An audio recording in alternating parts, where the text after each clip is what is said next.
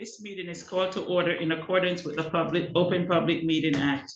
Notice of this meeting was provided to the Home News Tribune, the Star Leisure, the Highland Park Planet on January 8th, 2025, and was posted on Borough Hall website at www.hpborough.com and on the bulletin board of Borough Hall, 221 South Fifth Avenue in Highland Park, New Jersey, and has remained continuously posted as required by law.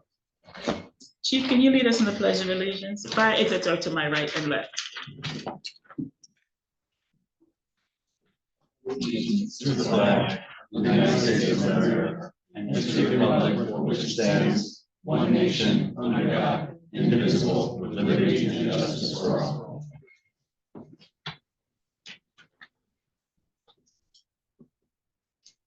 Roll call. Mayor Foster. Here. Councilmember George. Present. Councilmember Hale. Here. Councilmember Hirsch. Here. Council President Kim Cho-Han. Councilmember Pistonik. Here. Councilmember Vargas. Here. Borough Attorney Renaud. Here. Borough Administrator Rivera. Here. Awards and presentation. Tonight we have an award for World Mental Health Awareness Month, which is this month, and I'm going to ask Councilmember Jason to please read that. Thank you very much, Mayor. Good evening, everyone. I will get right to it. It's a proclamation and recognition of World Mental Health Awareness Day, presented October 21st, 2025. Whereas the governing body of the Borough of Highland Park is deeply committed to protecting and enhancing the well-being of residents of the town, and whereas through conversations with members of vulnerable populations in town, the borough became acutely aware of the impacts of mental health, the impacts on mental health of the COVID epidemic. Statewide studies bear out these impacts, with the New Jersey Hospital Association reporting in April 2021 that a greater share of emergency department patients presented with a mental, behavioral, or drug and/or substance use disorder diagnosis during the pandemic compared to prior years. The prevalence of these disorders increased most dramatically among children under 18, an already vulnerable population. And whereas the World Federation of Mental Health, in a recently released report, Access to Service, Mental Health in Catastrophes and Emergencies, points out that an estimated 22% of people who are affected by emergency situations will experience depression, anxiety, post-traumatic stress disorder, bipolar disorder, or other mental health crises. And whereas due to climate change, the state of New Jersey is experiencing an increased incidence of extreme weather events that present emergency conditions which aggravate mental health conditions, especially among vulnerable populations. And whereas the state of New Jersey offers services that can assist residents in addressing mental health challenges, Middlesex County offers behavioral health navigators who provide free support for all residents across the county who are dealing with mental health and substance use disorders.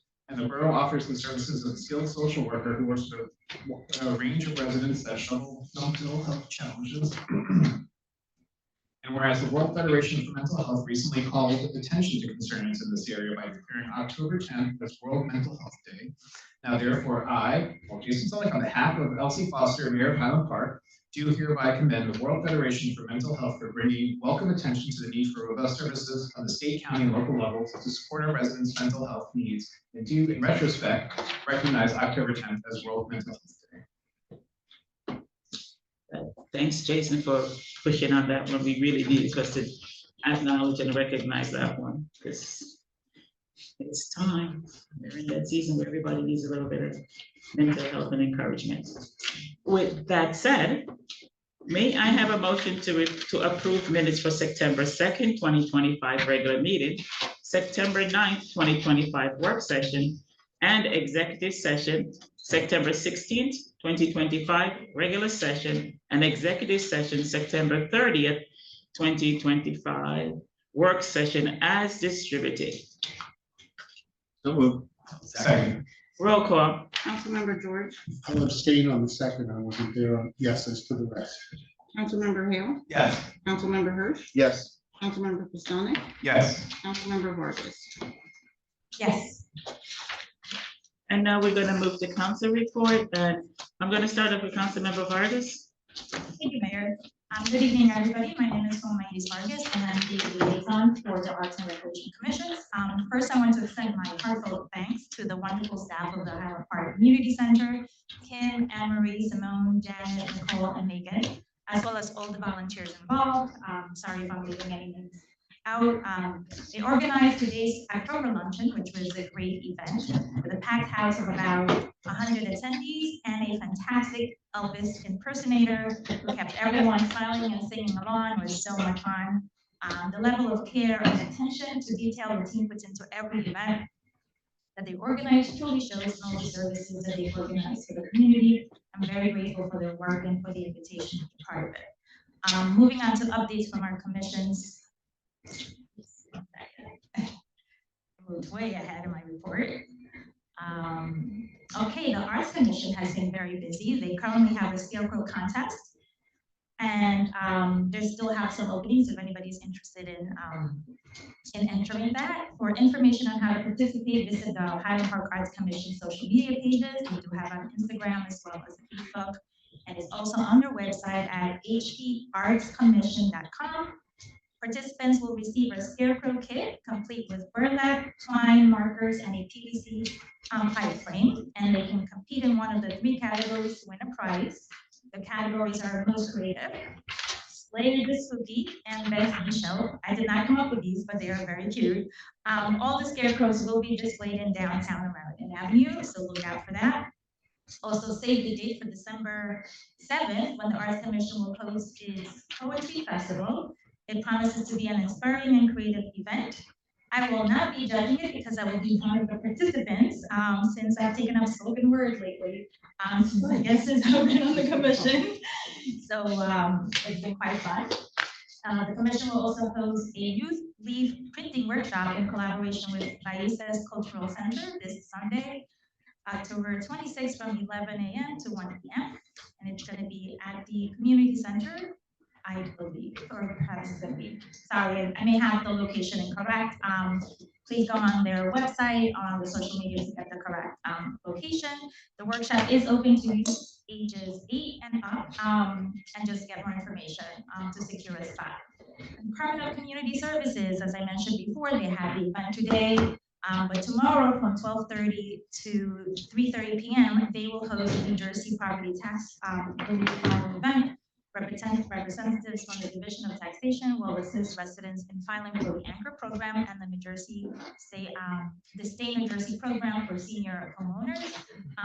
Please make sure to, if you are interested and you qualify, please go down to the community center to get help and how to apply for those programs. On Friday, October 24th, there will be an LGBTQ+ engaging community event at the Middlesex College from 10 a.m. to 1 p.m. addressing important topics related to aging with the LGBTQ+ community. On November 5th, from 10 a.m. to 11, there will be a Transit for Older Adults workshop designed to increase awareness of accessible public transportation options here in Middlesex County. To register, please contact Nicole at 732-819-0052, extension 3115. Also, the Veterans Day Parade is coming up on Tuesday, November 11th at 11 a.m. And also there will be a Thanksgiving luncheon on November 24th. The holiday luncheon will be on December 16th at Thari, and of course in subsequent council meetings, I will make sure to remind everybody of these dates. Department of Recreation. They are now, a lot of their winter fitness classes, yoga and Tai Chi are opening up. If you're interested, please register at highlandparkrec.com.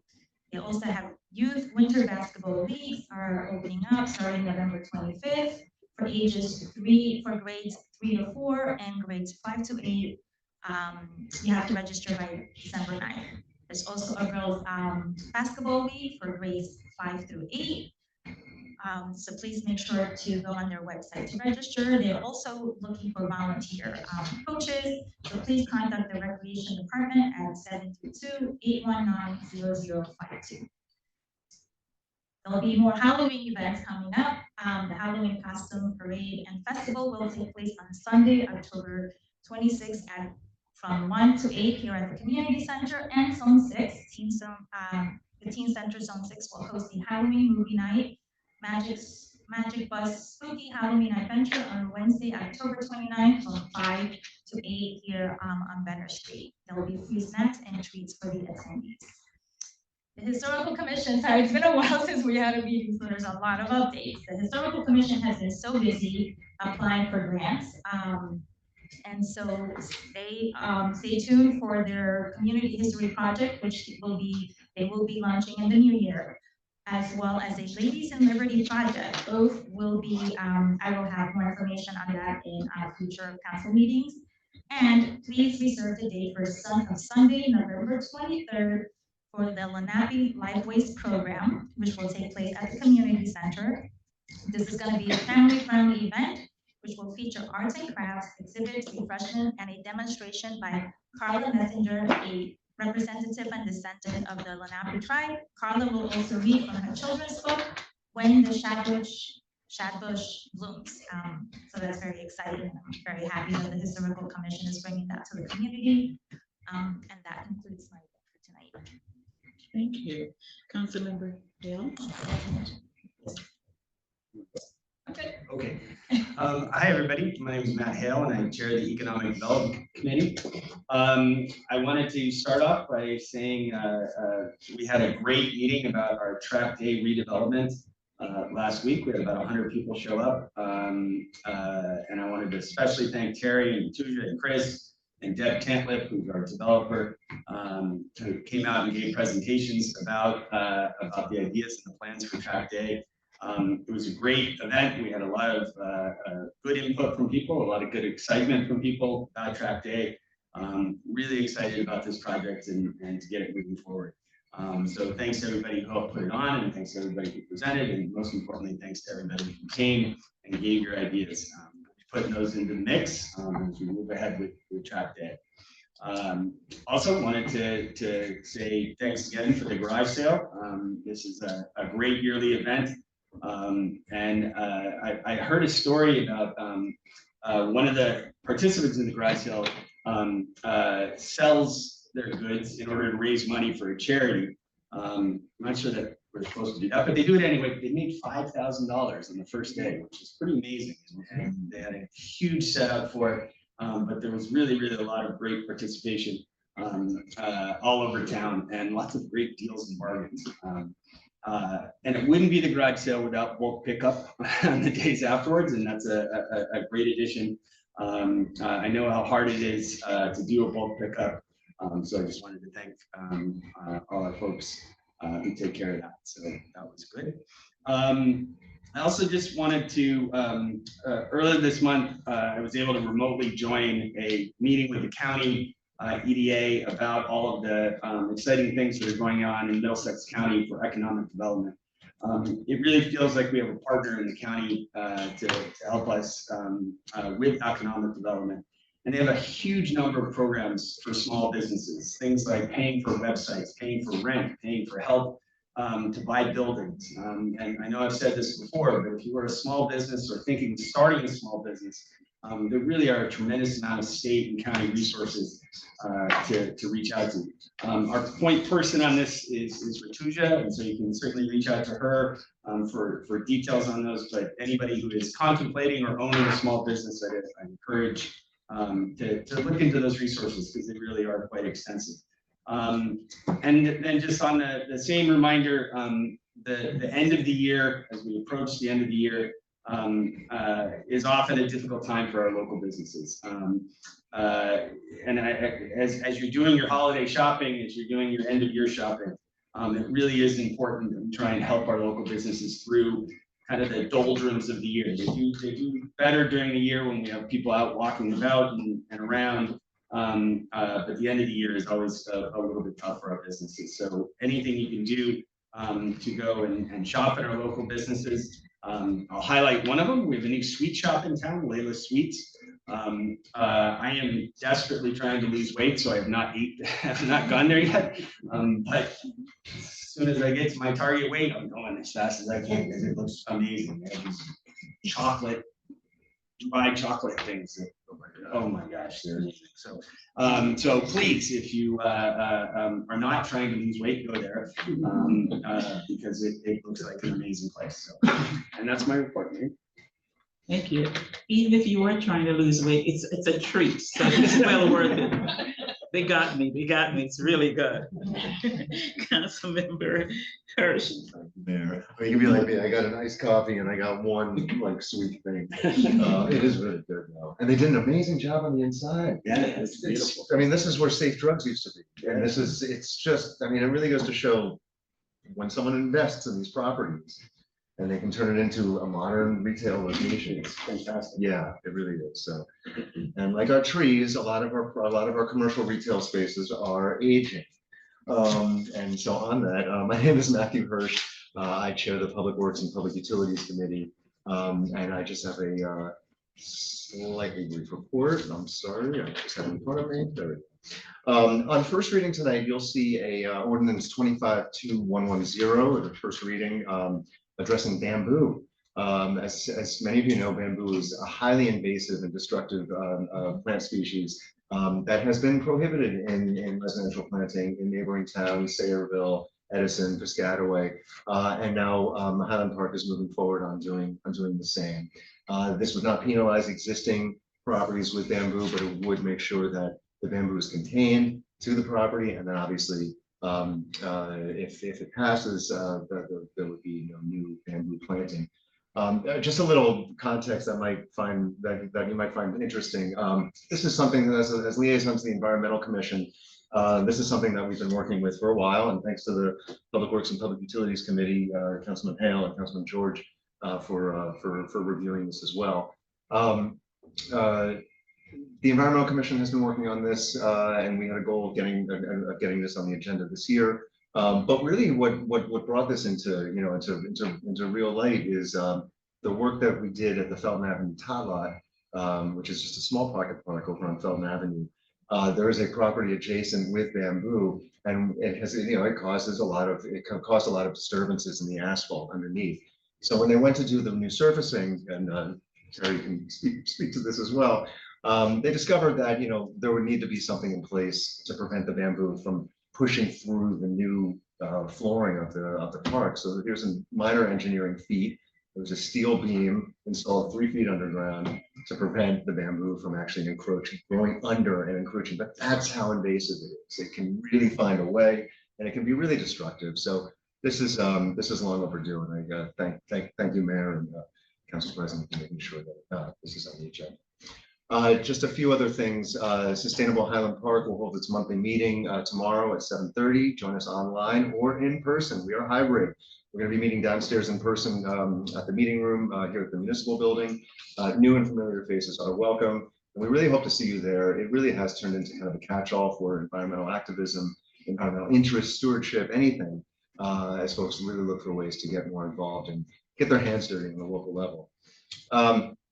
If you still have a few things left after the townwide garage sale, Sustainable Highland Park has identified some local spots where you can donate or rehome them sustainably. And I had this up here, but if you can find that resource on their Facebook page at Sustainable Highland Park, and please check it out, because if you did miss the boat on the bulk collection, as Councilman Hale said, well, not only do you have one more day, but you may want to find an opportunity to repurpose some of those items instead of going into a landfill. I hate seeing that stuff go into landfills, but sometimes that's the only option, obviously.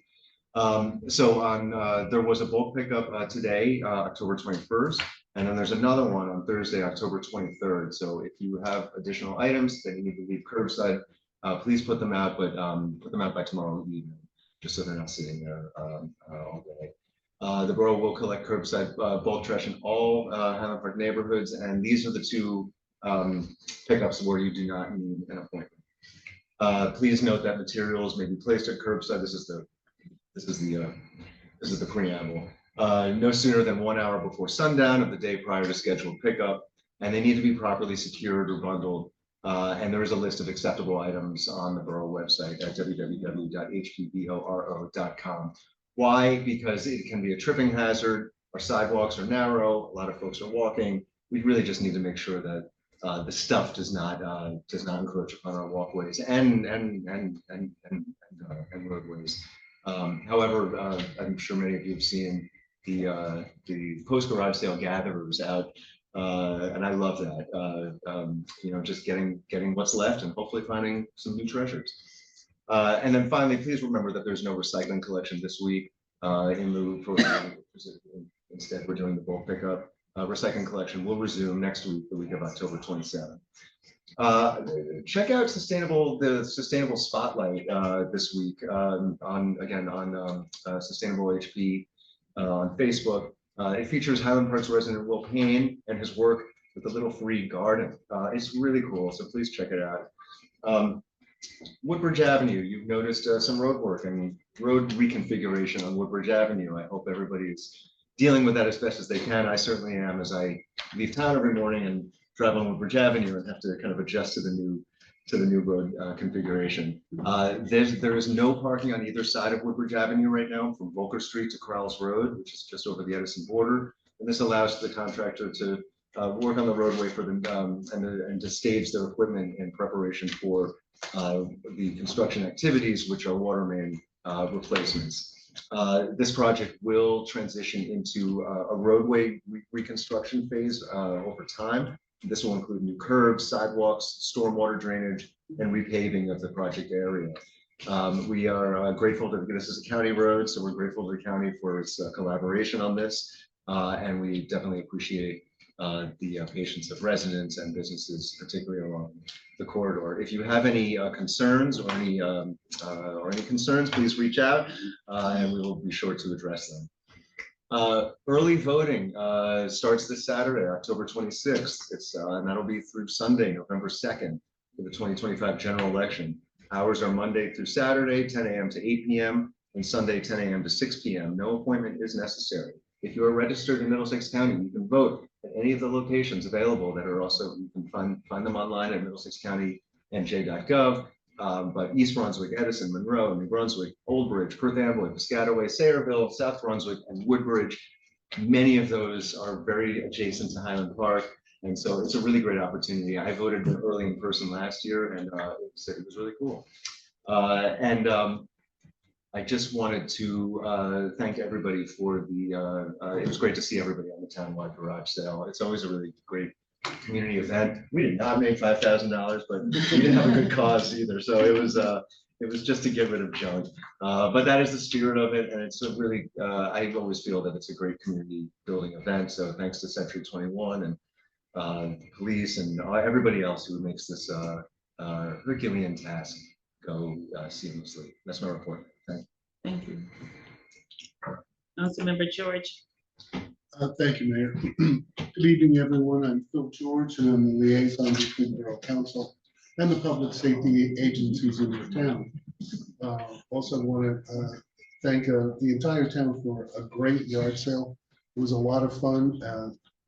There was just a good atmosphere in the air, and everybody was just having a lot of fun talking with everybody. It was a delightful time. In the police department coming up, we have the Trunk or Treat Halloween event on Wednesday, October 29th at the community center from 6 p.m. to 8 p.m. It's become something of an event. And if you've caught the last 2 years, people are really going out of their way to decorate their cars, make them creepy.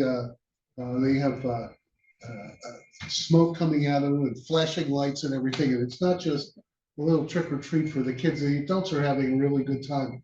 It really is quite a delight. I think it's going to be even bigger with the signups we have so far. So it's free for everyone. Just come down and enjoy and have a good time.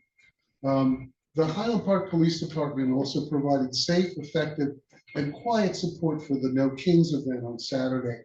Their vigilance, common sense, and accepting attitude helped to make this a safe and community-forward event. I just want to read the following thanks that we received from someone online today with regard to the police department. We wanted to thank you for your help in allowing us to have a successful No Kings rally on Saturday. We appreciated the department's support in pulling off the rally in a safe and orderly way. The department's cooperative attitude and commitment to providing a safe space for the exercise of our First Amendment rights of freedom of speech and assembly are deeply appreciated.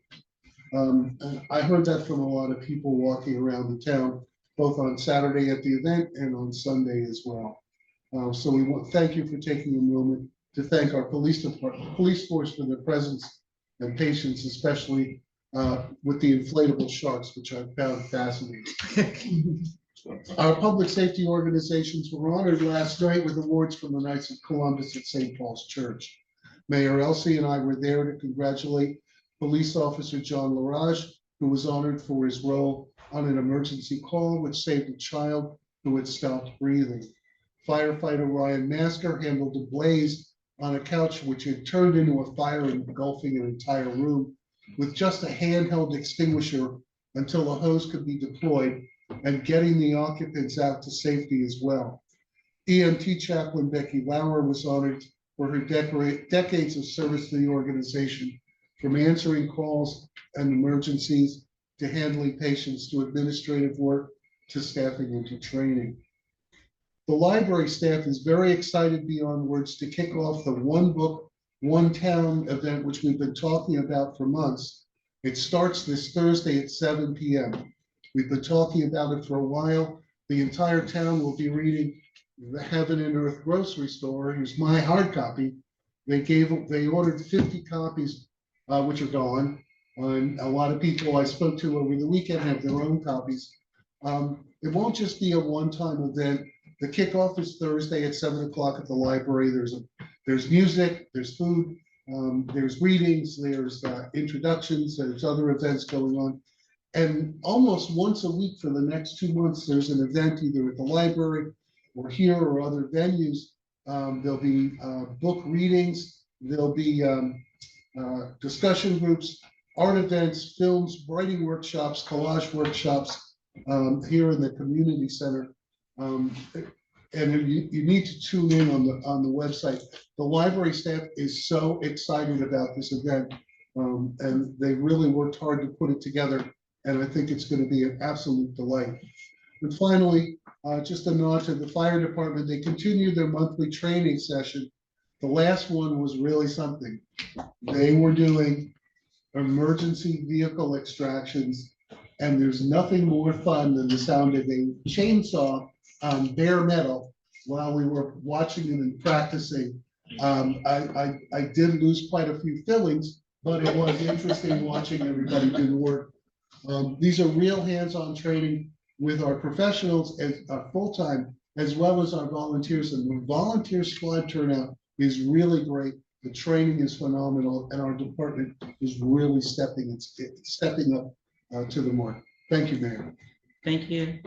Councilmember Postelnick. Thank you, Mayor. My name is Jason Stelnick. I chair the Health and Human Services Committee.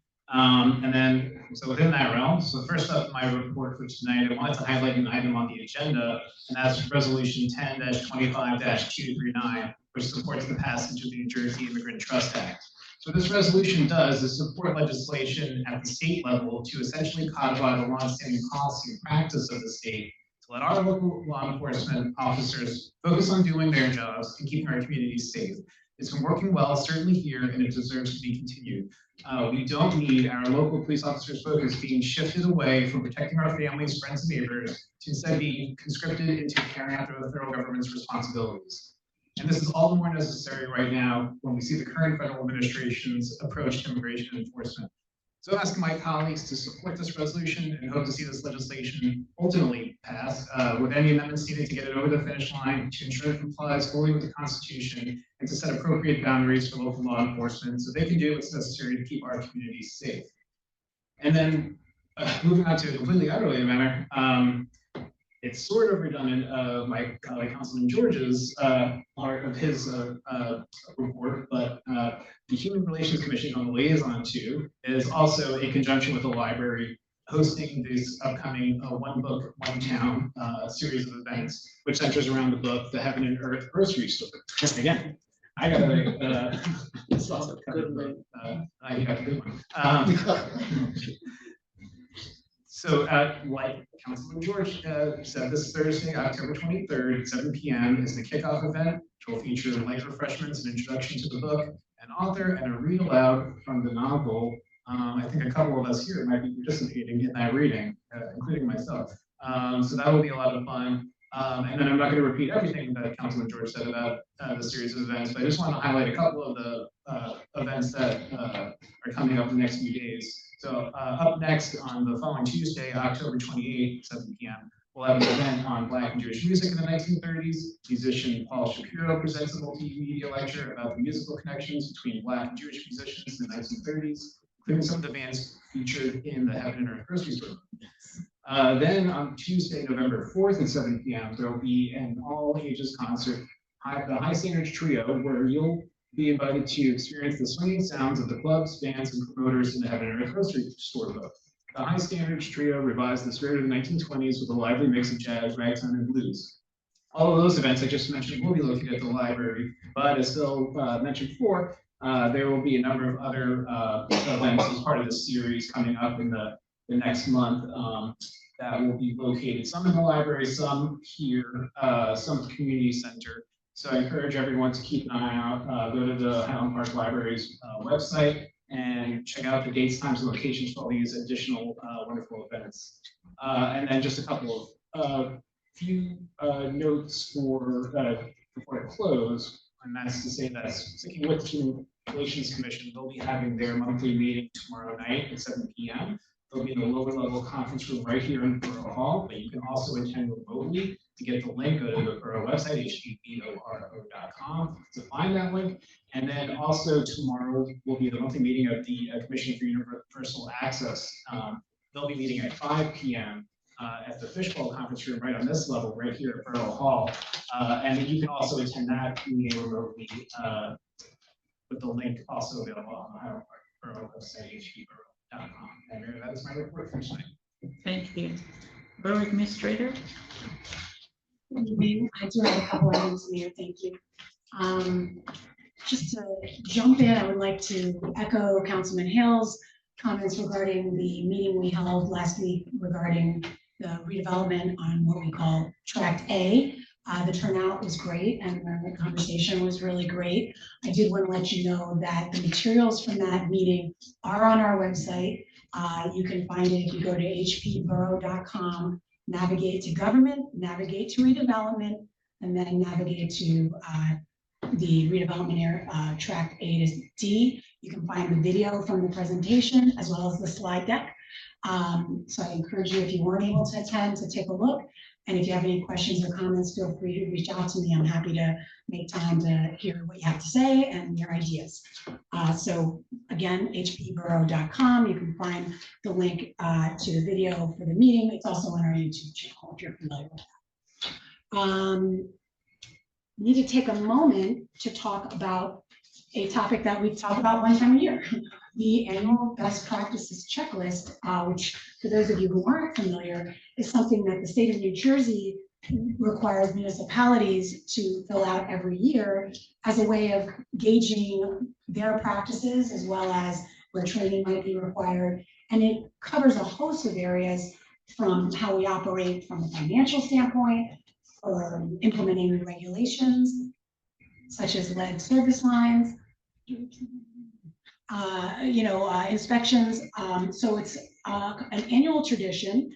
And one of the reasons it's important is it just reminds us of all the things we're supposed to be doing. But it also is, they link the completion of the survey to the getting all of your state aid.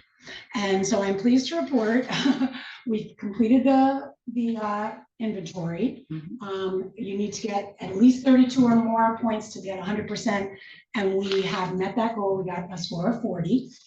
So I'm pleased to report. And I mean, there's always more to work on, but it's always nice to pass with some grace. So I just wanted to make sure council was aware and the public was aware that we do that every year. And if you have any questions about any of the specific questions on the survey, I'm happy to answer those questions. But they, just to let you know, they do vary those questions from year to year. So it's not, you never know what you're going to get.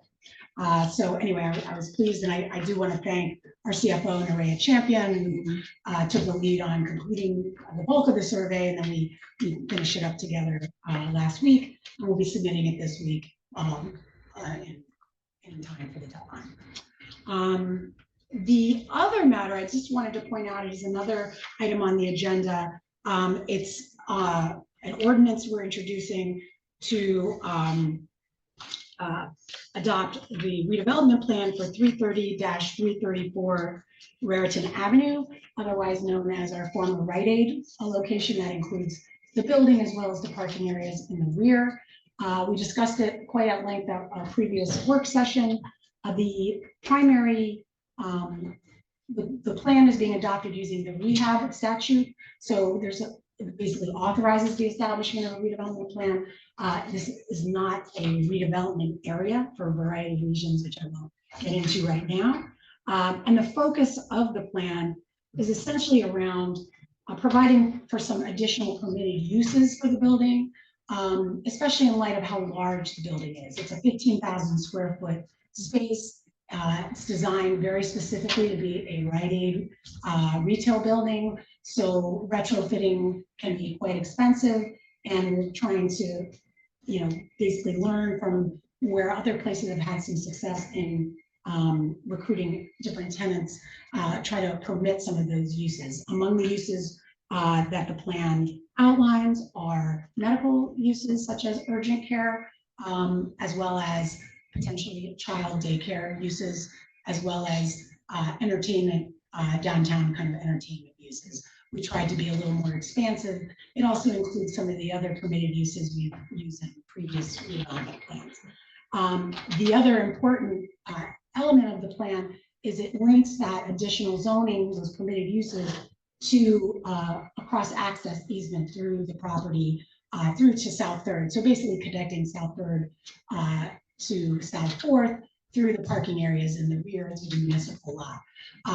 So the hope is that we get a win-win. We'll get a not vacant building, as well as that important connection that we've been striving to get since the early 2000s. So anyway, that's on for tonight. And as is a resolution to refer that plan over to the planning board for master plan consistency review. And I just wanted to make sure everybody knew what it was, and if you had any questions, you have the opportunity. And that's my report, Mayor. Borough Attorney Young.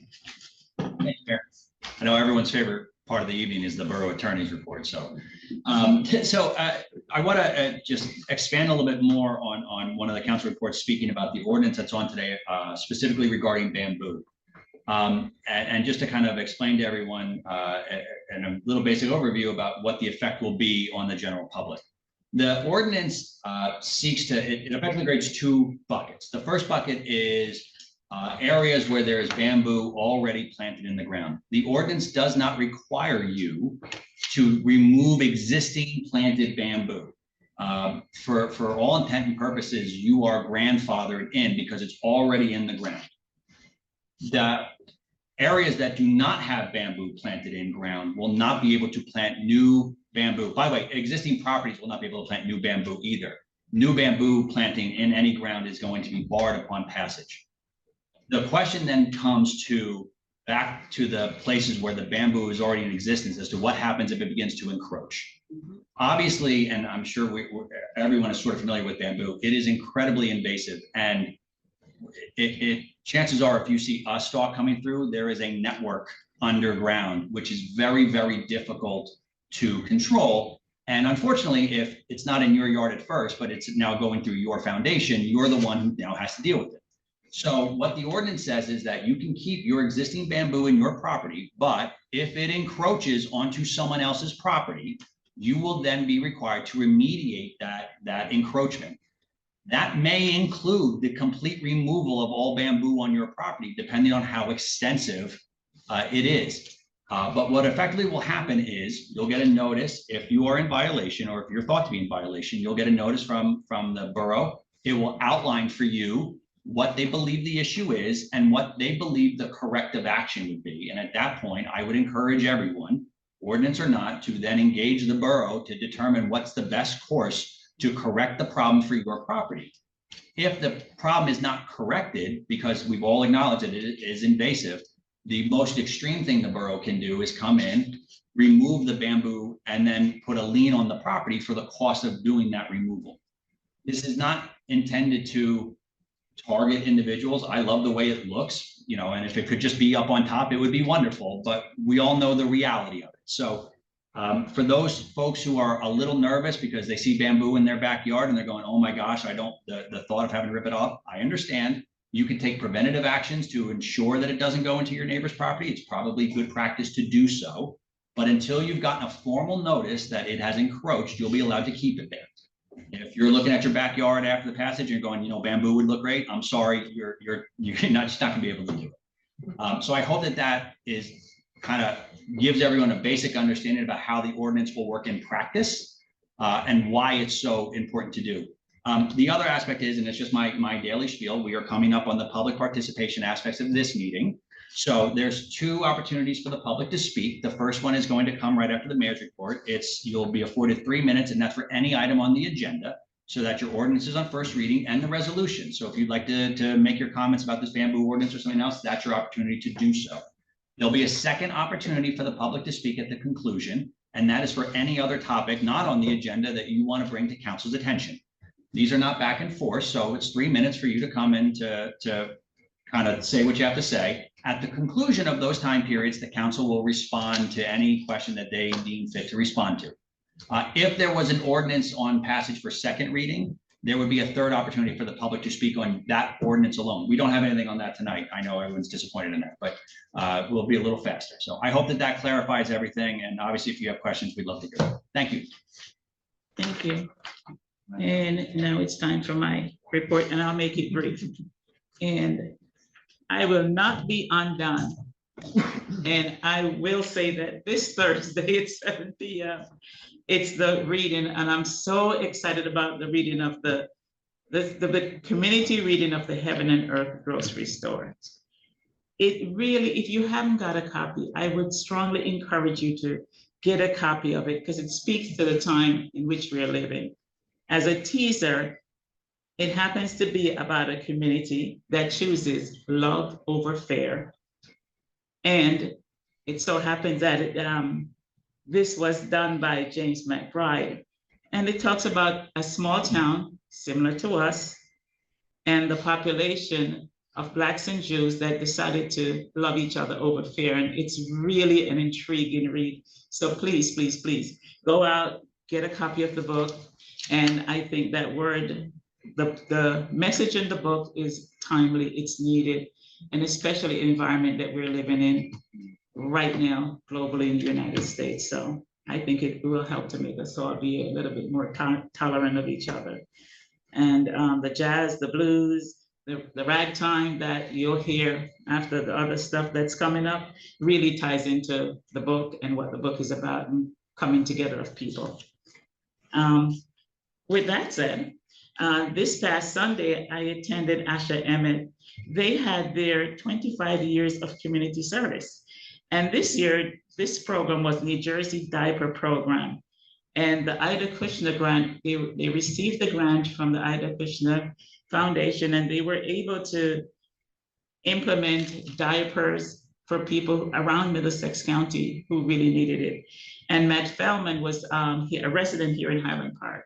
He really shepherded the program along with Lee Livingston and Diane Hoffman. They really made sure that the Ida Kushner grant went a long way. And the awardee this past Sunday was Matt Feldman, and for his great work in making all of this possible for people who are diaper insecure, that there is a place where you can go get free diaper, free of charge.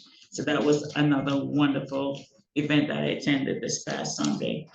And I am going to talk a little bit more. I have received a number of emails and phone calls from a lot of residents and their frustration about the road work on Woodbridge Avenue. Let me explain. I think it's about 10 to 12 years now. We have been trying to partner with the county to get the road work done on Woodbridge Avenue. Why is it needed? Why is it desperately needed? Whenever it rains, Duclos Lane, the corner of Duclos and Woodbridge, floods every single time. For year after year after year, what has happened, they continue to fix the road, but they never drill down. Now it's an opportunity for them to drill the road down, to mill it down, and to get it level. So there's actually sidewalks that will be implemented in that space. It will avoid the flooding of water in that area. And I believe that at some point, with all the milling, and we'll see clear lines so people can cross easily. So that is going to be addressed, and hopefully we'll get some trees in that area, in that walkway that we can't do anything right now with. So be patient. It's going to take some time. I travel that way too, twice a day, and we just have to allot a little bit more time every day, maybe 5 minutes more to a lot, to make sure that this well-needed road work gets completed. Thank you. And now, with that said, I am going to go into public participation. 3 minutes total per speaker on items on this agenda. Comments from members of the public attending in person will be heard first, followed by those who attend on Zoom. Anyone wishes to speak, please come up to the microphone and announce yourself, name and address. Oh, our microphone is off kilter. Yeah. Let me just move it over. We can't move it? We would like it here if that's okay, because. Oh, because we get more volume. We're finding it, sometimes the. Yeah, we have spotty, two, yeah. So Okay. it's redundant. I apologize. Speaking this direction? or- Yeah, yeah. Okay. All right. Well, good evening, everyone. I'm Mary Curran. I live at 67 Cleveland Avenue. I know many of you know that. One of the things you might not know about me is that for the last 35 years, I've taught English as a second language. And for 20 plus years, I have prepared teachers to teach English as a second language. And, you know, in addition to language development, we're also working with teachers so that they are making sure that they create welcoming, safe spaces for the newcomers in our community. So I'm here tonight to ask you to pass the resolution on the Immigrant Trust Act so that we can create a safe, welcoming space for our newcomers, for the immigrants, for the refugees who live here in Highland Park. And I think it gives us the opportunity to do what you said happens in the book too, to really lead with love over fear, right? And this way we can think about those vulnerable members in our community, help them feel welcomed and safe, and really put humanity forward, humanity first, and protect those rights of the rights of our newcomers. And I'm sure we all want to do this, to lead with humanity and lessen the fears so that our community members won't feel scared when it's time to send kids to school or to get healthcare that they need, and all the things that they have a right to. So I just want to ask you to do that. It's good for all of us, not only for the newcomers. All of us want our community to be to receive the education or the healthcare, et cetera, that they need. So please consider that request. Thank you.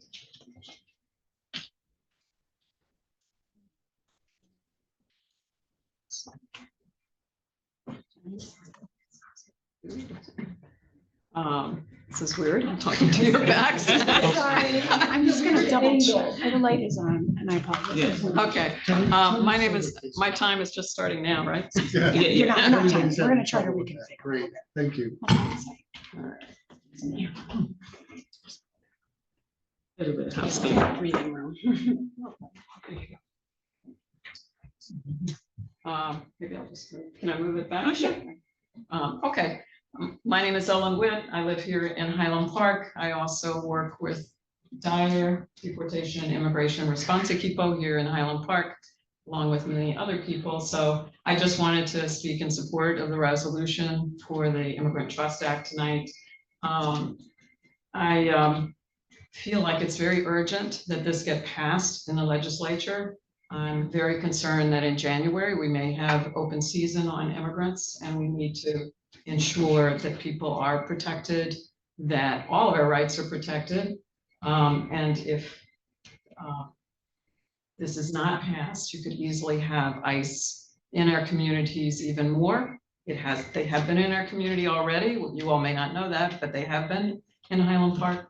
But we need to make sure that our facilities, our police, our so forth are not collaborating in carrying out raids on people who are possibly immigrants. So the only concern I had, or my question about the resolution, is where you're going to direct it, where it will go, because it's very important in my mind at this point that it needs to go to the Speaker of the Assembly, Coughlin, and it needs to go to the President of the Senate, Scutari, because that's actually who is preventing it from getting a democratic hearing in the committees. There are many people who do support it. And many of the legislature are sponsors, but it's not getting a hearing. And if anybody wants to make any additions, changes, or whatever, they're not even getting the opportunity to discuss it and make any of those changes, much less get it onto the floor of the legislature. So I just want to make sure that it is going to get to those locations. And I think it's an important step that we're taking. I know this past weekend, the No King's March, I guess some people said it could be as many as 1,000 people were here in Highland Park. And of course, there were like 50 of them all over the state. And this time, I think one of the central themes actually was deep, deep concerns about the conduct of ICE in many communities. And I just want to point out, just this past week, we had someone pulled over on Route 18 and by ICE and had both the passenger and the driver's side windows broken out. They had no warrant, nothing. They just carried that out. So it's critical that we get this kind of thing passed. Thank you.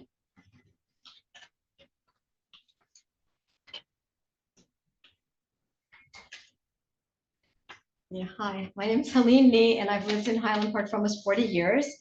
And again, I also volunteer with Dyer, but I wanted to speak from a different angle. I've also been a pediatric social worker at St. Peter's Hospital for 28 years. And as a social worker, I've seen children, especially with serious depression, anxiety, sleep disorders, eating disorders, ADHD, behavioral disorders that are often trauma related. Let me tell you about some of my young patients that I've seen at St. Peter's. An 8-year-old boy who stopped eating. He became severely dehydrated, had to go to the emergency room for intravenous. A 12-year-old girl became severely depressed, had a grief reaction, needed counseling. Many young children with sleep disorders, afraid to go to sleep because they were worried and feared that their parent would be taken away. A teen girl who told me she hates her life. She doesn't want to live. She stopped going to school and needed medication and counseling. All these children had one thing in common. One of their parents or even a grandparent was detained by ICE. Immigration raids and detainment disrupts not only the lives of those detained, but the lives of the family, including innocent children. And the children often, as you know, are citizens of this country. Loss of income, stability, loss of housing, less food, less medical care, less schooling. And the cases of older children, often they have to drop out of school to go to work to help support their family if their parent is taken away. So it causes a lot of stress for everyone in the community, especially the vulnerable, the children. And it's not their fault. They were here. They've been born here. They're citizens. And there are studies that show about trauma in childhood, how that impacts children's health in the future, leads to poor health, mental health issues, an increase in addiction, poor academic performance, and decreased life expectancy. There's just not enough counselors, therapists, or psychologists to go around to care for these children. And these children are our future. And some kids are not going to school. They're even afraid because their parents are fearful of taking them there. Parents have stopped taking their kids to the pediatric visit. The visits are down by about 1/3 at St. Peter's. Children deserve to live their lives without fear that a parent or grandparent will be taken away from them. And the parents are working, as you know, very hard, putting in long hours at tedious jobs that are often very difficult. The parents care about their children's future and will sacrifice everything to help them grow up to be fully functioning citizens in the United States. So allowing raids to go on unabated in such a diverse community such as ours is unacceptable and abominable. We need safe zones at schools and hospitals to allow the children to get the education and the medical care that they need and deserve. And we need to pass the Immigration Trust Act because our children need and deserve protection from fear. Thank you.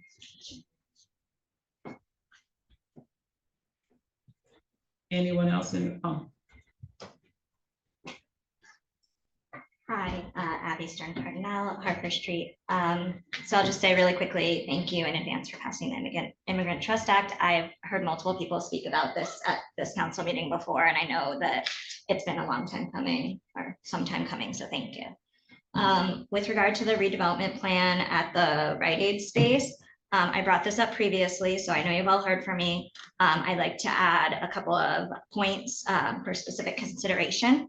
I don't know when you all have last walked past Irving and the Irving playground, but this is an area where there are kids outside playing and you don't want to be standing around. You don't want to be looking like you're on your phone, hanging out, or loitering, or anything that could be perceived as being near the children inappropriately. This is what could happen with a daycare in a prime spot in downtown Highland Park. I am very much in support of daycares opening in other places. I think this is a really problematic potential. I don't know if there's really a potential of a daycare that's interested. Whether or not there is, including that in the redevelopment packet that you have is extremely problematic if that is a real possibility now or in the future. I know that some of you feel you have to vote yes in order to see redevelopment move forward. As you all know, I'm a big supporter of redevelopment. Taking a little bit of time to make this correct, because it has long-term serious implications on our town, is a tiny blip in the overall benefit that we could see in that corner. This vote, and I admit I don't fully know the process of how many votes need to happen still, but these votes that could make this happen will significantly affect our downtown. And I think these reasons, along with others I've emailed you, I have huge concerns about a daycare being one of the line items. I know it's a tiny line item in an overall very good plan, but every detail does matter. One other unrelated thing, garage sales, amazing weekend. I saw some of you guys. I heard of a situation where a family was going to do a bake sale and they were told by the Middlesex Department of Health that they couldn't through a notice, which is really upsetting because that's just not in line with the attitude of our town. So I don't know if we're getting, somebody going around reporting, but I would like to see, I know Middlesex Department of Health is different from Highland Park, but I've heard some other reports of unnecessary complaints instead of focusing our code enforcement on things like sidewalks that are really critical for our town. So thank you. Thank you.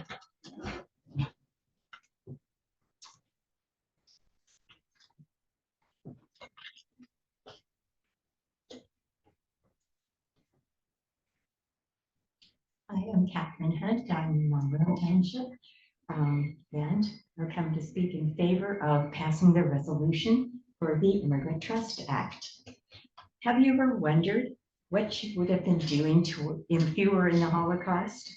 Well, if you'd like to know, just look at what you're doing now.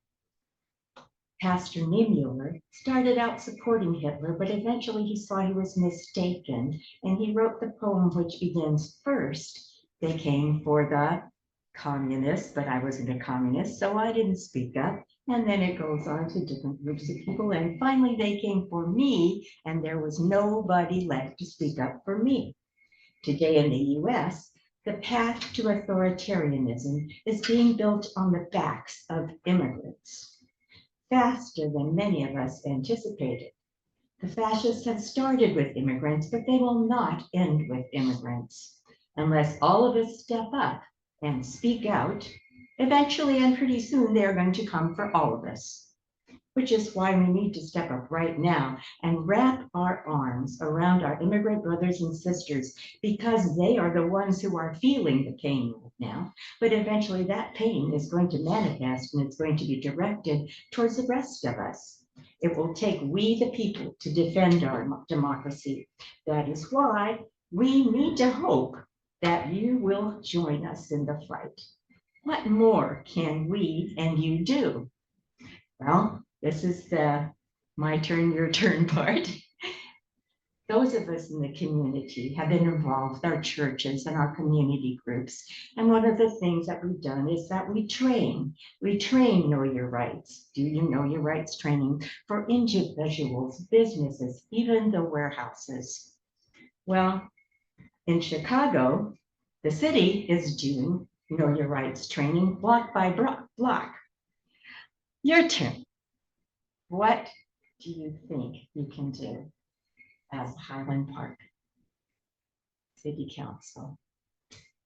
And we accompany people to their court appointments, to other appointments, to medical appointments, to school, to help them shop when they're afraid to go by themselves. Your turn. 30 seconds. What can you do? I'll end there and ask you to please support the Immigrant Trust Act. Thank you. Thank you.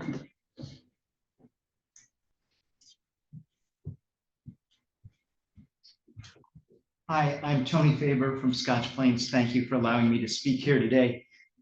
In case anyone here thinks Catherine may have been being overly alarmist by comparing the actions of ICE to fascism, I'll point out that we now have over 100, if you didn't guess, speaking in support of the Immigrant Trust Act resolution. Thank you.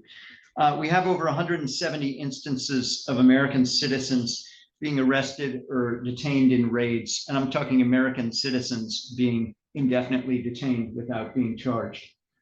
So if you think this is only about immigrants and not the rest of us, one would be mistaken. ICE is behaving illegally, which is a key reason we have to step beyond what we would ordinarily do to support this resolution. They are not respecting the need for warrants. It's been mentioned here many times. They are tricking, bullying, or even just breaking their way into homes, cars, and businesses to carry people away. We can't rely on the federal court system to stop this from happening. The federal court system either supports these actions or the administration ICE is defying them. There are 27 reports of ICE using tear gas in Chicago after a federal court ordered them not to do so, gassing local police and reporters in many instances. You know that ICE has refused to allow inspections of its facilities. You know this from Delaney Hall here in New Jersey, but this is happening all over the country. And as I said, we can't allow on the courts. The Ninth Circuit basically said that in allowing the National Guard to support ICE in Portland, that it expressed the opinion that courts cannot challenge a president's use of troops for civilian use. And the Supreme Court has also supported searches without a warrant based on merely the appearance or skin color of people to detain them for this. So this is obviously, I know you all know, an extremely serious situation. So I ask that, like has been said, that you not only support the resolution, advance this over to Scutari in the Senate, Coughlin in the Assembly, and also look at any other places locally that you may see may make a difference in making sure that our communities stay safe. Thank you very much. Anyone else in the public? Terry, is there I anyone? have on one Zoom? hand up on, excuse me, I have one hand up on Zoom. Okay, so we'll go to It that looks person who's like, on Zoom. Ravi Duncan, you can just confirm it's you. Hello. I'm Yeah. Han Duncan. I'm actually Ravi Duncan's son. Go ahead. Yes, I live in Highland Park on Lawrence, and I'm a high school student. So one thing that we learn in high school is that this nation was built off of the backs of immigrants.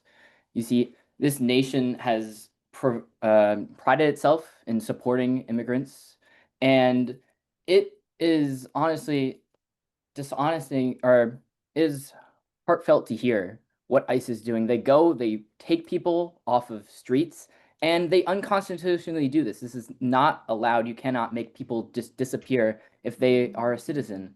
And imagine being in school, sitting, and not worrying about what your class and homework, but worrying about, your parents being not there when you go back home.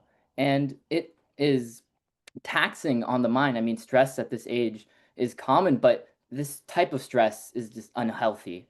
And I think that's why it's so crucial that we have to pass the Immigrant Trust Act, because it's not one thing just to pass it here, but to push it forward. I mean, I cannot vote. I cannot vote for governor, so I cannot really push my opinions of this further than just saying to you today to vote on this act, but to not only do that, but to push it forward, to give it passed so that New Jersey can vote on this before January, and so that we can protect, these citizens who are here. Thank you. Oh, and immigrants. And I'd like to quickly ask if it is possible for Ravit Duncan to talk after this as well. I don't know if that's possible. Go ahead. All right. Hi, I'm Ravit Duncan. I'm his mom. I live in Lawrence also. I wanted to, first of all, thank you for putting this resolution up. I think it's very important. Thank you also, Jason Postelnik, for speaking in favor of it. I think everyone has already said pretty much all that needs to be said. It's critical. It's critical now more than ever.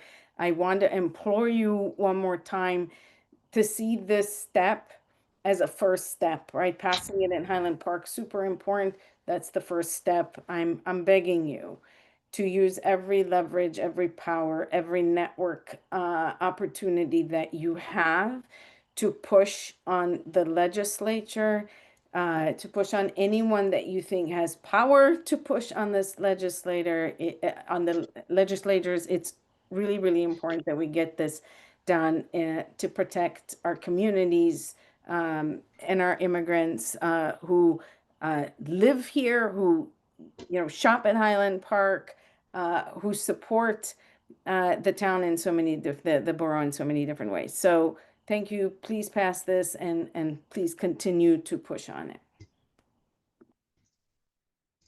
Thank you. Anyone else? I do see one other hand up, Lauren Antolino. You could confirm it's you. Hi, yes. Yeah, my name's Lauren Antolino. I live on Highland Avenue in Highland Park, and I'm also here to voice my support for the Immigrant Trust Act. I think it's really important that we protect all members of the community. One thing I love about Highland Park is how diverse it is, and I'd love for all of my neighbors to feel safe in town. And I would also urge you to continue moving this forward, as many other people have mentioned tonight. This is something that needs to gain some traction at a statewide level. Thank you. All right, Mayor, that's all we have. Thank you. Okay. Seeing that none, may I have a motion to close public participation? So moved. Second. Roll call. Councilmember George. Yes. Councilmember Hale. Yes. Councilmember Hirsch. Yes. Councilmember Postelnik. Yes. And Councilmember Vargas. Yes.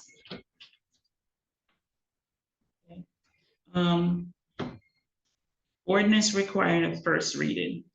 Clerk, could you please report an introduction of ordinance number 2521-17? An ordinance adopting the redevelopment plan entitled 334 Raritan Avenue redevelopment plan pursuant to NJSA 40A:12A.1 et sec by the Economic Development and Planning Committee for consideration of passage on first reading by title. May I have a motion to approve ordinance number 2521-17 on introduction? Second. Roll call. Councilmember George. Yes. Councilmember Hale. Yes. Councilmember Hirsch. Yes. Councilmember Postelnik. Yes. Councilmember Vargas. Yes. Ordinance number 25-2118. Clerk, please report an introduction of ordinance. Ordinance amending chapter 303 of the Borough of Highland Park Code entitled Property Maintenance to include Article 5 entitled Bamboo Plants by the Health and Human Services Committee for consideration of passage on first reading by title. May I have a motion to approve ordinance? Second. Roll call. Councilmember George. Yes. Councilmember Hale. Yes. Councilmember Hirsch. Yes. Councilmember Postelnik. Yes. And Councilmember Vargas. Yes. Okay. Now we move to the consent agenda. resolution. May I ask any member of the council if there's anything that they would like on the consent agenda to be separated and pulled on this consent agenda? I'd like to separate 12N. Okay. All right, with the separation of 12 and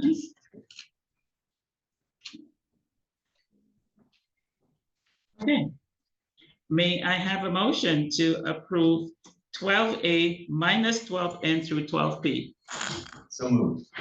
Second, Roll call. Councilmember George, I see that we're reappointing Judge Ed Herman to the position of municipal judge. It's been an institution and a very fair and caring municipal judge who has shown a lot of us the way to do things right in town. And I vote yes. Councilmember Hale, Yes. Councilmember Hirsch, Concur regarding Judge Herman, yes. Councilmember Pistonik, Yes. Councilmember Vargas. Yes. Okay. Now we're going to go to 12N, resolution to support the passage of New Jersey Immigrant Trust Act. Senate Bill number 360, Senate Bill number 3672, Assembly Bill number A4987. We separated that out, so we're gonna, that was separated for a separate vote. So I'm gonna call everyone individually. Councilmember. Need a motion? Need a motion. May I have a motion? You so moved. Second. Okay, all in favor? Okay, roll call. Councilmember George, I wish it was as easy to eliminate an invasive species like ice as it was to eliminate bamboo. That being said, there's a message that goes along with this. And that is, it is critical, no matter who you support, what you believe, what party you're from, we have to get our damned asses out and vote simply because it will be gone by next year if we are not careful. There are people out there who reinvented the brown shirts in Germany in 1932. And if you don't believe it, read Volker Ulrich's Volume 1 of The Rise of Hitler. They are the same, and it is frightening how subtle and easy it is to do it. Because as you said, we got rid of the communists, but I didn't care. I wasn't watching, and so it goes. Highland Park was in the leadership early on, during the first round of immigrant enforcement. In fact, what, Matt, 2015, 2016? 2007, Yeah. and then 2017. When we adopted our own particular version. And I think that since that time, we've remained resolute with the police department, especially under the new management that we've had for the last decade or so, adamant in that. This reinforces our commitment to that and also takes it to the state level as well. The Immigrant Trust Act will not be an end all for everything, but it certainly shows the commitment. We have to show the commitment of Highland Park. We have to show our neighbors that we're committed to this for all of us, because it is coming. And I vote yes. Councilmember Hale, I want to thank everybody who came out tonight to support this resolution. It's incredibly important and it's a significant issue, and it's worthy of a strong discussion. All the arguments that were made tonight are compelling. There's no doubt about that. Everybody has seen the horrific videos of masked ICE and Homeland Security thugs taking people into custody with or without cause at the direction of the chief bully in charge. That's not the America that I love, and it's certainly not who we are or who we should be as a people. This deserves our full attention and our full fight. But at this time, I'm not sure that I agree that the Immigrant Trust Act as it stands is the way to do it. I know that's not what people want to hear. I know that it would be a lot simpler and a lot easier to just let it pass without comment or concern. But I do have some comments and concerns, and staying silent isn't what any of us should be doing at this time. So I wanted to let people know what my concerns are. First of all, we're being asked to pressure the state legislators to take up the ITA before the upcoming elections. There's currently no voting days that are scheduled before the election. So that would mean that the legislature would have to call a special session in order to pass this. And in my mind, that would mean that there is an intense focus on that special section. It would become the only thing that is talked about in the final days of the election. And putting on my political science professor hat, I argue that that would likely hurt pro-immigrant candidates and help anti-immigrant candidates. And the reason for this is that it is easy to make erroneous and false claims about what the ITA does. You'll hear claims that it gives special treatment to people who are undocumented. It doesn't. It doesn't, and we all know that, but we all know that in campaigns, truth is often a rare commodity. And in the reality of election season, especially at the end of it, small changes matter.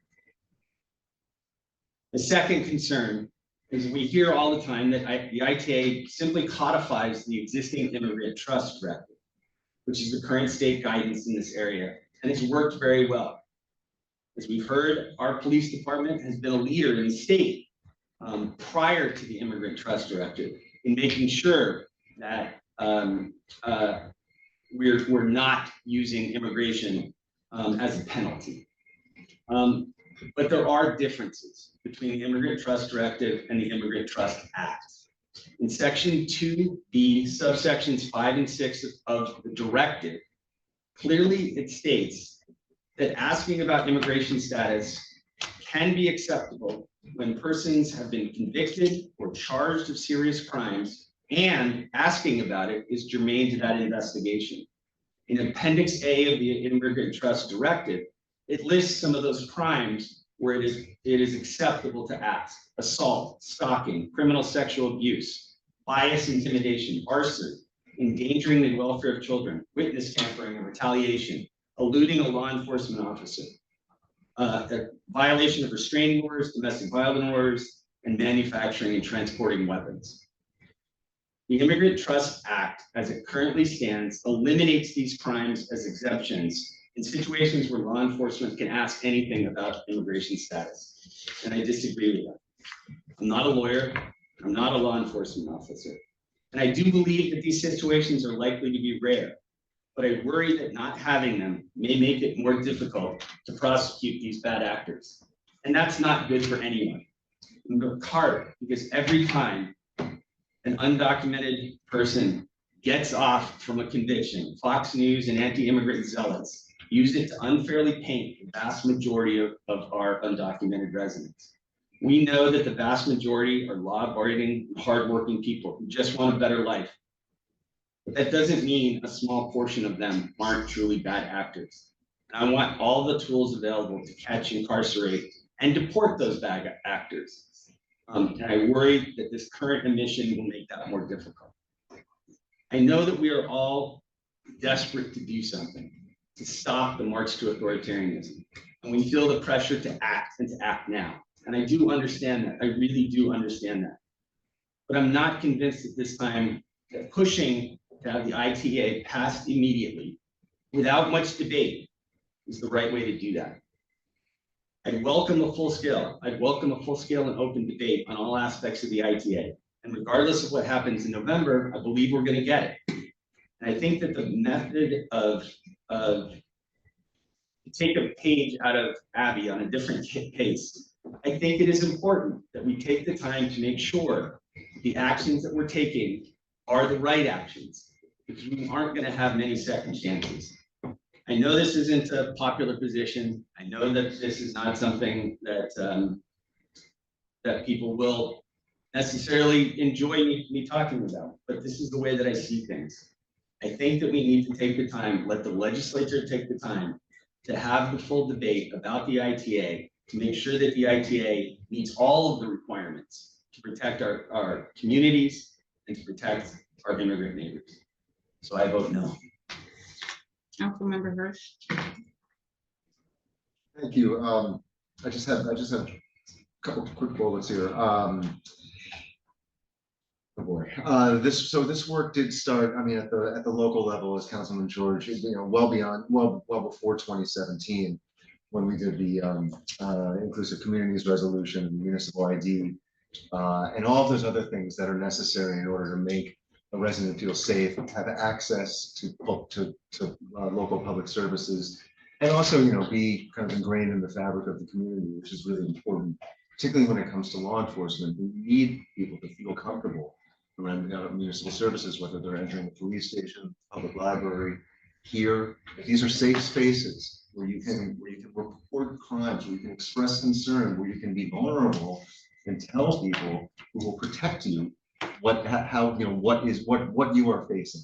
So that is really important, I think, in any community. And as stewards of this community, it's in my opinion, one of our top priorities to make residents, our neighbors, feel safe and welcome, and that they are not disadvantaged when it comes to the services that are offered blindly, regardless of status. We never ask status about anything. We don't ask people if they live here, unless it's for very specific reasons. If you're looking for a permit or something like that. But obviously, you don't have to be here. You don't have to live here, have an address here to enjoy Highland Park and what it offers. So there's that. I wanted to thank the advocates, who have been steadfast in working on this, not only today, but every day through the years as well. Ellen and I have worked together for many years, and my professional work brings me into this space often. I work in housing, affordable housing and housing justice, which obviously includes marginalized and disadvantaged communities, particularly those under distress, like our immigrant populations, particularly now in New Jersey. So this advocacy is important. Getting the buy-in from local governments is not trivial. Getting the buy-in from local mayors and council is essential when it comes to activating at the state legislative level. And I will note that the co-sponsors on this legislation are significant, including our own assembly representation here in the 18th district. I do want to acknowledge if there are concerns about the bill as written. I'm sure Assemblywoman Park and Senator Johnson would be more than happy to engage in discussion. When it comes to discussing this bill, unfortunately, this legislation hasn't even been available to have a discussion at the state level, as it has not been put up for any committee hearing discussions yet, unfortunately. I do view the work of our federal immigration agencies, specifically the work that we see that is meant to shock and awe us and put us in fear. I view that very explicitly as dirty work. I feel that as dirty and illegal work. And I personally, as long as we're here, I don't want us participating in this work in any way, shape, or form. I don't want us considering participating in this work in any way, shape, or form, because we have far more important work to do here at the local level. Highland Park is very diverse as far when it comes to worldviews, when it comes to backgrounds, and our police and our leadership have done an incredible job, walking those lines, making sure that the dynamics are in tune with one another, making sure that we can all be here and exist, despite differing viewpoints and worldviews. So that is really important. I do want to just note that, as we see the federal government really increase funding for immigration enforcement, we are being defunded. Remember when defund the police? I've never said that from this dais, but do you remember when and I've never supported that concept either, but do you remember when that was a third rail? You would get pilloried if you said anything like that. Now they're defunding everything else. Where's the outrage there? They're defunding everything else. Where is the outrage? Our federal government is not working for us right now. And I think it's really important when it comes to these type of ministerial maneuvers that we can take. This is normal what we're doing. We're voting on a resolution in support of a law that we would like to see passed, joining the majority of the legislature who wants to see this bill passed. This is normal, but this is a normal response to extremely abnormal times at the federal level. So if it feels like that this is really, oh, well, we're doing what we can, I agree, Catherine. We all have to figure out our lane. We have to figure out whether we're activists, whether we're public servants, whatever role that we have, there is a lane for us to operate, and it's important that we all work together in order to achieve those goals. I was at Delaney Hall when Congresswoman McIver was arrested, along with Mayor Baraka. 80-year-old Representative Bonnie Watson Coleman was there as well in the scrum, surrounded by goons, you know, really threatening stuff. These are representatives of Congress. These are people who deserve our, and who are respectable and deserve our respect.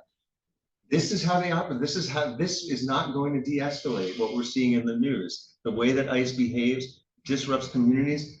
Can you imagine if we, now Alan did mention that ICE has been in town. Can you imagine if we saw the displays here in Highland Park, right on the avenue, like we see, like we're seeing all over the place? We would lose our minds. And I don't know how we would handle that, but it's certainly whatever was happening would not have the support of our local police, and our legislative leaders need to hear that. I can say a lot more, Mayor, but I am a strong yes on this, and it's time for legislature to pass this. It's the least we can do, and I hope they hear us. Thank you. Thank you. Councilmember Pistonik. Thank you. Yeah, so I already gave my spiel in support of this resolution. I just want to thank my colleagues, all of them, the ones I agree with. You did guys a tremendous job out there. You're probably outshone my earlier statement on this. And I do want to just extend, thanks to my colleague, Councilman Hale. Even though we disagree on the approach to this particular resolution, I do feel that the big picture here is too important, that we do need to act now. But I am hopeful and optimistic that as we try to work through elevating this, we can engage with public safety experts that we have right here in town to figure out if there's a provision or two that we feel needs to be adjusted in order to make sure that our paramount goal of keeping everyone safe is in fact met. So happy to explore that and help raise that as this moves through the process, but I vote yes. Councilmember Vargas.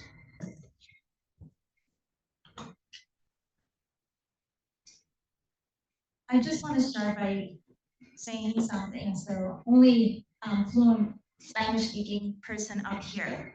I am Puerto Rican, but I have the privilege of being born a U.S. citizen.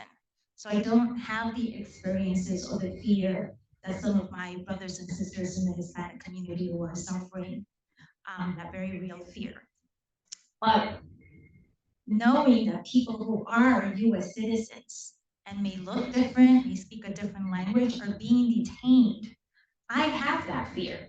A couple of months ago, I went on a bus trip to Texas with one of my children.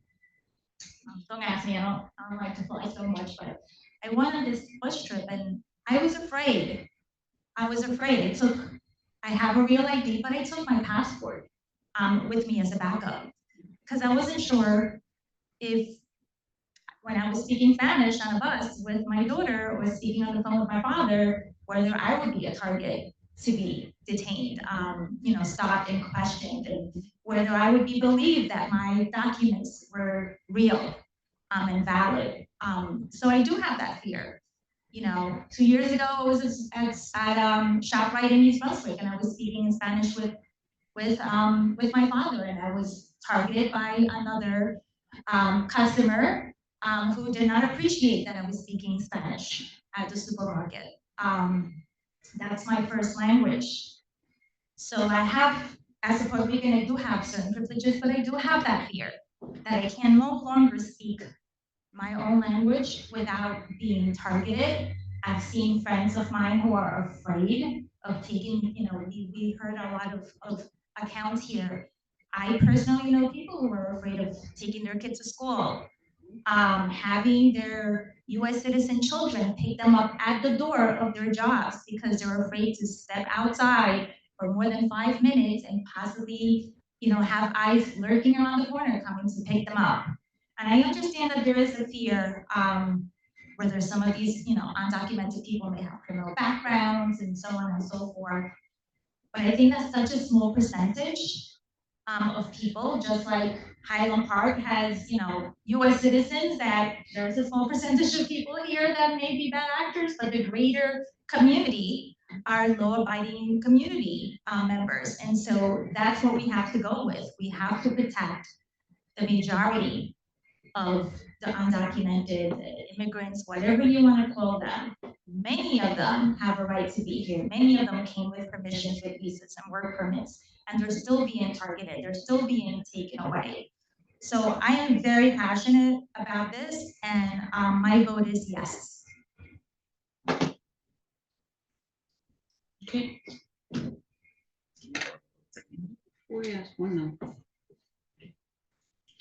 All right, so. What do I say now? It's appointments. Okay, so we have, just to let everyone know, we have 4 yes. 4 yeses and 1 no. So it carries, so we'll move forward with that. There was a question. There was a question earlier that when this reso is passed, where does it go? And I'm gonna ask you, Jen, because you do that part of it once we do this. We usually send it to our local assembly, senators, and the governor's office. So you heard it goes to our local assembly, senate, governor's office. It's already covered that Mrs.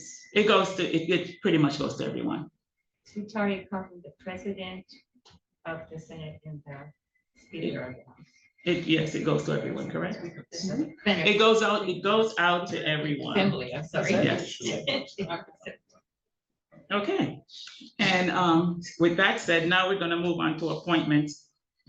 Human Relations Commission, Marlene Scutarini for Library Liaison. Highland Park Volunteer Department, Amir Majed, Crossing Guard, Kevin Royce, Nia Presley, Jessica Howard, Genevieve Pewitt. May I have a motion to confirm? So move. Second. Roll call. Councilmember George. Yes. Councilmember Hale. Yes. Councilmember Hirsch. Yes. Councilmember Pistonik. I just want to say that Molina has been a very helpful asset in volunteering for the Relations Commission as unofficial library liaison for some time now, so very happy for this to move forward. I hope that's. And Councilmember Vargas. Yes. Okay, now it's time for the second public participation. 3 minutes on any topic, subject to conclude at 9 p.m. Persons who attended in person will be heard first, followed by those on Zoom. Please come to the microphone, it's right here. I can speak again.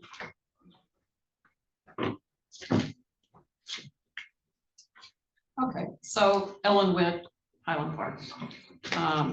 So I want to just say a couple of things about the resolution since Councilman Hale raised some questions.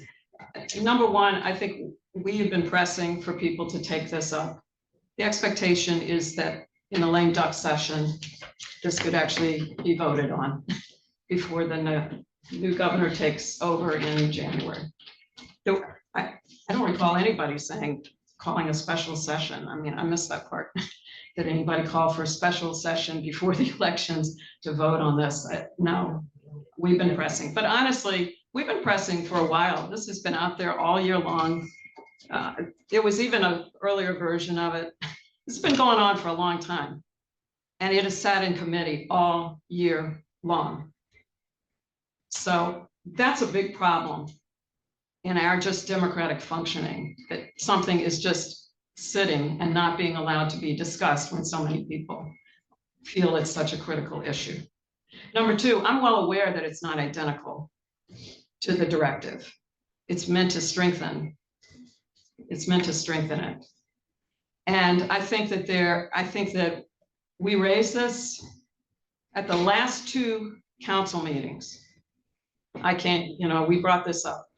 And honestly, I think if Councilman Hale had any questions about this thing, there's been opportunity to have raised and discussed questions. And you know that Dyer is here in town, perfectly capable of discussing all the details that are in this in comparison to the directive.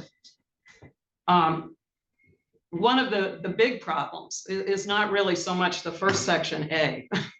It's the second section, which is always been considered very problematic. In terms of constitutional rights, the idea that the local jail could hold someone past the time that they are supposed to be released without charges, because they're past the time that they're supposed to be released, to be able to hold them for the convenience of ICE to come and pick them up later. And that's, called a retainer. And that has been where this question has come up. Should you do that in certain instances? Now, they did carve outs to really allow for that. 30 seconds. And it's proven to be very problematic. All kinds of issues, has really created problems for families. And I could discuss that with you in detail of exactly what is happening. But the reality is exactly what Matt Hirsch said, which is if the Democratic Party, who has control of it, had some questions about this, they could bring it up in the committee so that amendments could be made, you could discuss it, you could change it, you could alter it. I personally think as it is, it's very strong and exactly on the money, but it could be discussed. But right now we got nothing, and we are going into January with nothing.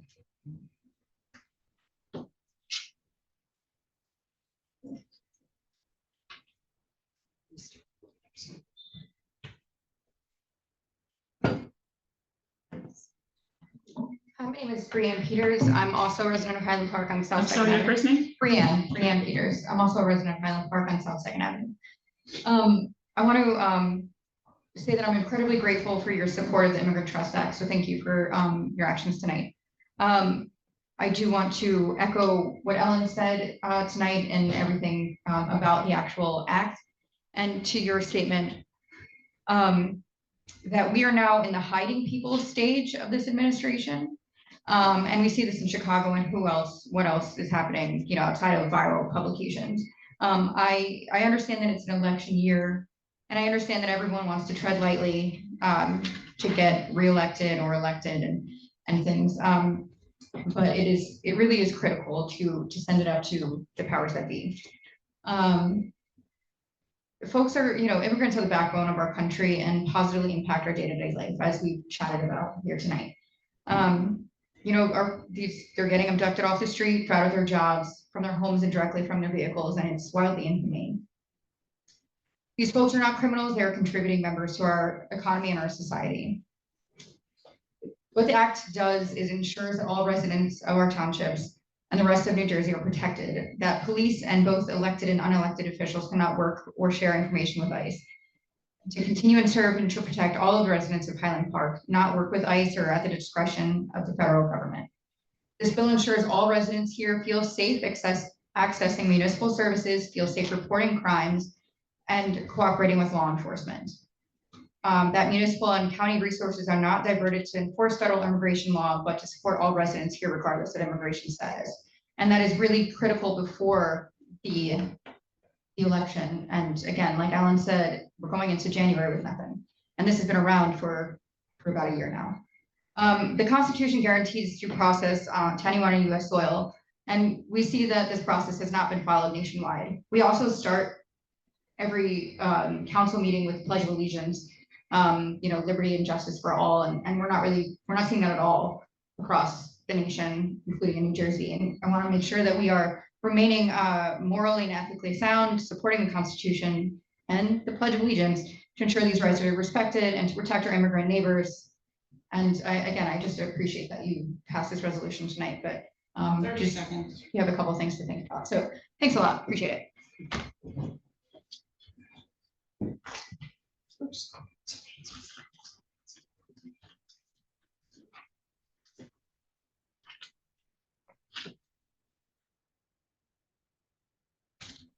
Does that work pretty well? There you go. Okay, thank you. Yes, Catherine Humpton.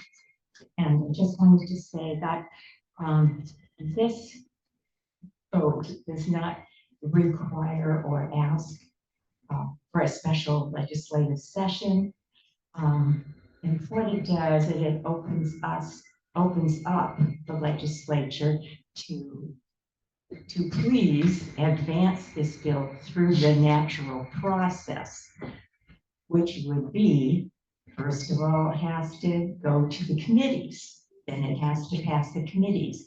The bill has not passed either committee yet, which means it has not had the debate that it's supposed to have. we're asking for the debate. That's what we're asking for, to go through the process so we can have a debate. Now, they're not going to do this before the vote, November 4th, because they're not going to have a special session to do it. It's just going to be during the lame duck. That's what we're asking for, is just to continue what is the way they naturally do things. And so that's what we're asking for. So just to make that part clear. And this is flood the phones. It's just asking if you'll make 2 calls. To call the Senate President, to let this bill be heard before the Senate Judiciary Committee, because that's the committee it's in, so that it can come to a full Senate vote. And then call Assembly Speaker Craig Coughlin and ask him to let the Immigrant Trust Act be heard in the Assembly Oversight, Reform, and Federal Relations Committee, so it can come to a full Assembly vote.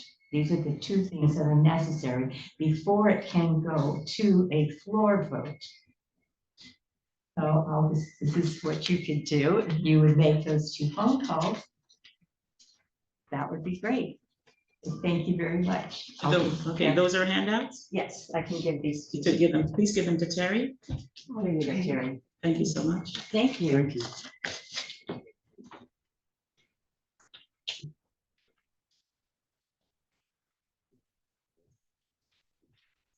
Good evening. I am Jenny Pisaki.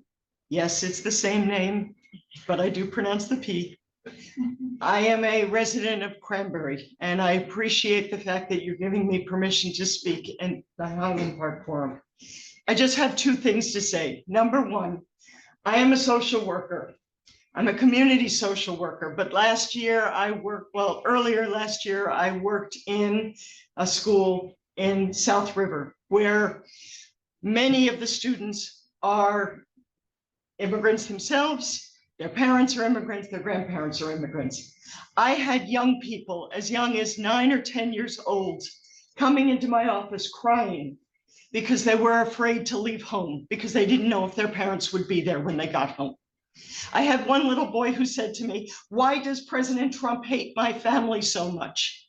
And honest to God, I didn't know what to tell him. And I appreciate the fact that you have voted in favor of this resolution, but it needs to go further than that. And that's the second piece of what I wanted to discuss. I do a lot of advocacy, and I have spoken to various members of our legislature, some of whom have already signed off on the Immigrant Trust Act. And then when you ask them what parts of it they are concerned about, you get told, well, honestly, we discussed it so long ago, we don't even remember all the details of it. I got that from my own assemblyman, who was not the assemblyman for Highland Park. We need to have a discussion.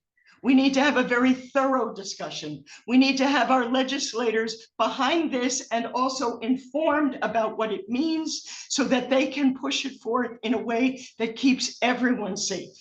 So that children aren't afraid to go to school, so that people can go into a hospital and know they're going to get served, not because of their immigrant status. I also used to be a domestic violence hearing officer in Hudson County, and I had people afraid to come before me, survivors of domestic violence, because they were afraid they were going to have to divulge their immigrant status, and that was going to open up a whole can of worms for their family, endangering them further. I need the legislature to be informed. I need them to be able to pass this and make it airtight as best they can. And I appreciate you coming up and adding to the support of this action. Thank you. Terry, anyone online? Mayor, we have 3 attendees with no hands. Okay, seeing no further, may I have a motion to close public participation? So moved. Second. Roll call. Councilmember George. Yes. Councilmember Hale. Yes. Councilmember Hirsch. Yes. Councilmember Pistonik. Yes. Councilmember Vargas. Yes. May I have a motion to adjourn? So moved. Second. All in favor? Aye. Okay, our next council meeting will schedule for November 25th at 7 p.m.